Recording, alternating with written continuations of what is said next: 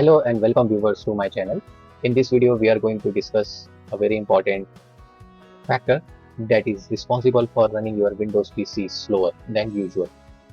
So if you are from them who are experiencing frequent crashes or error messages, it might be the time to check your device a random access memory that we call it as RAM. So in this video, we will explore the built-in Windows Memory Diagnostic tool, which can help you identify potential memory related issues.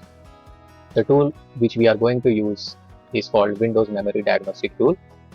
To access that particular tool, we have three ways to access Windows Memory Diagnostic tool. Let's see one by one. You can simply launch your start menu and type here memory. From the best match, you will see Windows Memory Diagnostic. This is the first way to access the tool. Another way to access the tool is by launching your run command. So I am pressing Windows and R button here and I am typing the command here mdschep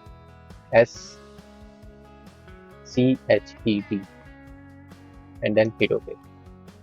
This will open up Windows Memory Diagnostic. And the third way of accessing the tool is by directly going into your settings, and here you can type. So this is the one which we are looking, diagnose your computer's memory. So let's use this access method, diagnose your computer's memory problem. Click here. I'm closing behind this settings screen. Now it is going to ask you like check your computer for memory problems. It is recommending to restart now and check for the problems. So before running the tool, I will recommend that you save your work and close all the programs that is running right now. And the next thing would be to choose restart now and check for the problems. Once you click on this, your PC will be rebooted and the diagnostic tool will analyze your RAM thoroughly. So let's begin.